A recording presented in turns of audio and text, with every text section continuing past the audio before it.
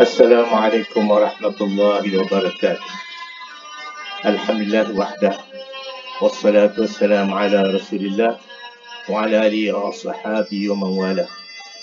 Alhamdulillah, dalam siri ke-13 ini kami mengajak anda sekalian bersama-sama kami musafir. Musafir di mana? Di bumi air mata. Bahagian 1. Di mana itu? Ya, mari sama-sama ikuti perjalanan kami. Bermula dari KIA, kami menaiki pesawat Qatar Airlines. Setelah beberapa jam dalam perjalanan, kami singgah transit di Qatar beberapa jam. Setelah itu kami meneruskan penerbangan menuju ke ibu negara Sepanyol, iaitu Madrid. Alhamdulillah, kami selamat sampai di Madrid. Inilah di antara gambar pemandangan kota Madrid yang dikatakan kota terbesar di Eropah selepas London dan Berlin. Sebenarnya perkataan Madrid itu sendiri adalah berasal dari perkataan Al-Majrid atau Al-Majriyah yang bermaksud tempat air memancar, iaitu sumber air atau sumber saluran air. Kenapa? Kerana ia berdekatan dengan Istana Sultan Muhammad I yang terdapat di situ Sungai Manzanares, iaitu yang menjadi sumber air utama di Madrid. Itu asal usulnya. Jadi perkataan Madrid itu adalah daripada perkataan Arab sebenarnya. Ini sebahagian daripada bandaraya Madrid yang agak moden kita tengok. Dan perjalanan kami diteruskan menuju ke masjid untuk kami salat dan rehat setelah beberapa jam di dalam pesawat. Inilah masjid baru sebenarnya, Masjid Madrid. Di sini ialah bukan setakat masjid saja, tapi pusat kebudayaan Islam Sepanyol. Alhamdulillah, kami dapat makan. Pemandu pelancong beritahu kepada kami, suka nak cari restoran halal di Madrid ni. Lalu mereka bekalkan kepada kami makanan dan alhamdulillah kami dapat makan di ruang lega ataupun ruang lapang di antara pusat kebudayaan Islam dengan masjid yang bersambung sebenarnya. Dapatlah kami beristirahat dan beriktikaf di situ seketika. Di Madrid, selain daripada mengunjungi masjid, kami juga dibawa mengunjungi satu stadium Santiago yang termasyhur di seluruh dunia. Madrid terkenal dengan kelab bola sepak yang popular, mempunyai penyokong seluruh dunia, iaitu Real Madrid. Perhatikanlah pemandangan di luar bangunan dan juga di dalam bangunan stadium ini. Kami sempat bergambar kenang-kenangan di hadapan Stadium Santiago sementara menunggu saki-baki lagi yang belum keluar dari dalam stadium. Selepas itu, setelah semua berkumpul, kami bergambar ramai, iaitu rombongan HV Ilham Holiday Travels. Alhamdulillah. Dari Madrid, kami bertolak ke kota Cordoba. Cordoba ni sebenarnya nama asal dia bahasa Arab Cordoba. Jauhnya dari antara Madrid ke Cordoba ini ataupun Cordoba ini ialah 400 km. Dan di kawasan selatan inilah yang dipanggil Andalusia, yang dikatakan bumi air mata. Sampai sekarang lah, kita hanya tinggal kenangan. Tak boleh nak bangkit semula dah. Antara tempat lawatan kami ialah di Cordoba, Sevilla, Malaga, Granada, Almeria dan sebagainya. Inilah bumi Andalusia. kita kena ingat kembali zaman kegemilangan Islam di Andalus. Antara tahun 711 hingga 1492. Lama tu, hampir 800 tahun Islam memerintah di Andalus atau Andalusia. Kalau kita perhatikan zaman Renaissance Eropah, sebenarnya kemudian sebab mereka bermula, yang dikatakan zaman tamadun Eropah bermula tahun 1300, sekitar 1300. Jadi kita dah lama lebih awal mempunyai tamadun. Lalu kami pun sampailah ke kota Cordoba dan kami menginap di Hotel Hesperia Cordoba. Dapatlah istirahat bermalam di sini. Cuaca sejuk. Pagi esoknya kami menyusuri jalan tepi sungai untuk memulakan lawatan. Sungai ni namanya dalam bahasa Sepanyol, tuan-tuan baca sendirilah, payah nak sebut tu. Ke mana kami nak pergi? Menyusul sungai ni, kami nak menuju ke sana, ke satu bangunan yang nampak besar di sana. Dan kami mesti melalui seberang sungai. Ada jambatan. Tuan-tuan, inilah Cordoba. Cordoba ni merupakan bandar raya yang kedua terbesar di dunia pada abad ke-10 selepas Byzantium. Ini hebatlah. Zaman kegemilangan Islam dulu dianggap sebagai bandar raya kedua terbesar di dunia. Di sinilah dulunya lahir seorang ilmuwan dunia tersyhur yang bernama Ibn Rushdi. Bukan yang dalam gambar ni. Gambar ni saya. Ibn Rushdi ni bukan, dia tak ada gambar sini. Dia menguasai berbagai bidang ilmu. Ibn Rushdi ni. Tengok apa ilmu yang dia kuasai. Dia sebagai seorang ahli falsafah, ahli ilmu logik atau mantik. Dia juga seorang ahli perubatan. Dia ada menulis kuliah fiqh sebanyak 16 jilid. Buku besar tu. Dia juga merupakan seorang ilmuwan kemasyarakatan. Dan juga dia merupakan seorang ahli teologi. Ahli agama, terutama masalah tauhid dan tafsir Al-Quran Al-Karim. Dia juga seorang ahli fiqh. Dia bermazhab Maliki. Dan dia seorang ahli matematik. Seorang ahli astronomi. Cakrawala. Subhanallah, banyaknya bidang ilmu dia. Dia juga seorang ahli geografi dan juga ahli sains pada masa itu. Hebat kan? Payah zaman sekarang kita nak jumpa orang yang hebat, semua bidang ilmu ada pada dia. Allahu Akbar, itulah zaman kegemilangan Islam. Perhatikan, ribuan tahun bangunan ni masih tersergam kukuh. Jambatan dan menara ni. Menara ni diberi nama Menara Kalahora. Tegak, teguh, beri. Pada zaman dulu, dari menara inilah orang tentera-tentera memerhatikan pergerakan musuh kalau ada musuh datang. Dan begitulah di mana-mana pun. Okey, rombongan kami menyeberangi sungai. Nak menuju ke bangunan sana tu. Ini pemandangan dari udara. Kita dalam perjalanan tadi dari menara ni menuju ke sana, iaitu ke bangunan besar ini. Apa dia bangunan itu? Ialah bangunan masjid.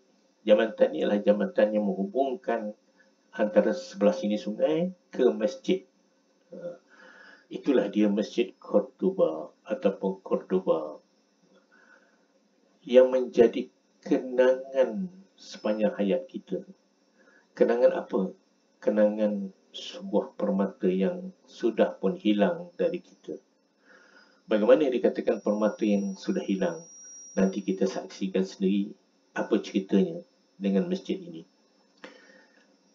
Kami menyusur tepi masjid Dan kami lihat mula-mula nampak ialah patung atas bumbung masjid. Allahu Akbar. Zaman kegemilangan Islam memerintah bumi Andalus hampir 800 tahun sudah pun lenyap. Kini hilang, tidak muncul lagi. Tinggallah patung-patung di atas masjid. Kami menyusuri tepi masjid dan kami lihat banyak lukisan-lukisan bukan Islam. Itu dia. Lambang apa tu? Kita boleh tengok sendiri. Dan ada patung. Kami menyusuri lorong tepi masjid untuk pergi ke pintu depan.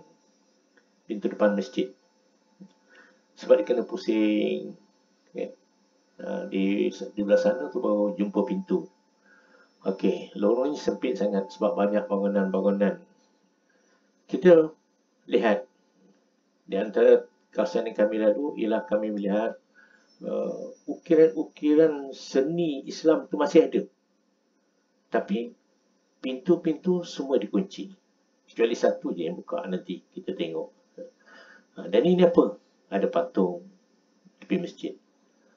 Sebenarnya tiada masjid setanding ini pada zaman itu.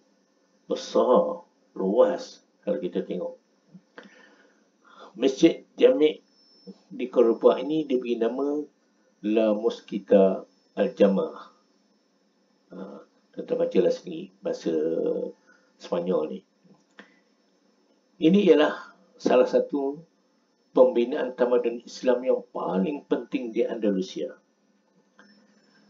Pembinaannya bermula pada tahun 785 Masihi di zaman Abdul Rahman Ad-Dakhil. Namun ketika kejatuhan kerajaan Islam sekitar tahun 1230, itu sebelum kejatuhan sepenuhnya Andalusia, masjid ini sudah pun ditukar menjadi gereja. Kita sudah sampai ke halaman pintu depan nak masuk masjid. Dia ada sedikit kebun di situ. Pokok-pokok. Ini laman masjid, laman depan masjid. Dan kami sempat bergambar di depan masjid ataupun gereja ni. Inilah rombongan ahli-ahli HPA pada masa itu yang dapat hadiah pelancongan ke Sepanyol. Hanya satu pintu yang boleh masuk. Dan pintu ni bertiket. Tu tengok. Pintu nak masuk tiket. Dan yang mula-mula kita nampak di depan pintu masjid ni ialah gambar patung salib. Tuan-tuan tahu apa yang orang ni cakap kepada rombongan kami yang nak masuk? Dia kata no pray, no pray. Dia ulang-ulang tu no pray, no pray. Tak boleh semayang, tak boleh semayang dalam masjid. Ada pernah diceritakan ada orang Islam yang pergi salat di dalam masjid ni, lalu tengah salat tu mereka ramai-ramai pasukan keselamatan angkat mereka bawa keluar. Hebat sekali sebab macam tu. Kenapa tak boleh semayang? Kerana ada masalah. Semua pintu asal kalau kita tengok ni ditutup belakang ni. Semua tutup. Kecuali satu yang bertiket tadi. Jadi dapat satu sumber income pada mereka lah. Di sinilah lahirnya Al-Imam Al-Qurtubi. Seorang ahli tafsir, syekh tafsir yang hebat, yang faqih, yang dia juga seorang ahli hadis, yang wara', zuhud dan kuat beribadah. InsyaAllah kalau ada masa, saya akan ceritakan khusus mengenai Al-Imam Al-Qurtubi ini dalam sisi yang lain. Seterusnya kita tengok, Masya Allah, bila masuk je ke dalam masjid, Subhanallah, Masya Allah, luasnya, cantiknya, hebatnya. Seni bina halus, sangat hebat. Ini bila berlaku di zaman kegemilangan Islam di Andalusia. Siapakah yang membuka Sepanyol? Saya rasa ramai dah tahu, iaitu Tariq Ibn Ziyad. Ketika Tariq Ibn Ziyad mendarat di Gibraltar pada 30 April tahun 711, sebenarnya Gibraltar ni ambil daripada perkataan Jabal Tariq. Jabal maknanya bukit, Tariq.